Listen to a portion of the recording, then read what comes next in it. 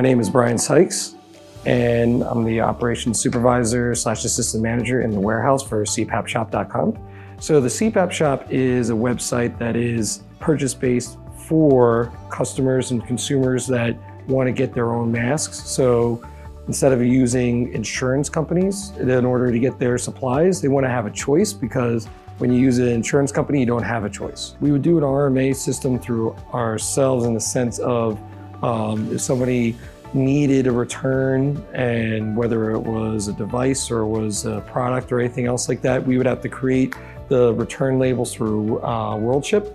And even though it would automatically email, very time consuming, have to type in the name, have to type in everything, nothing comes up right away. Very few would, but like the very fact that it was very manual. ReadyReturns was an idea in the sense that even when it was first mentioned to us and we were talking about it, we were like, oh, that might be an okay idea. And then we didn't realize that how much we actually don't have really a process for that, and how building that would be a huge plus. When you use ReadyReturns, constantly ask questions, so that way you can customize it to yourself, just so you know the messages can be exactly the way you want it. You don't have to worry about it being defaulted, which is a very high benefit.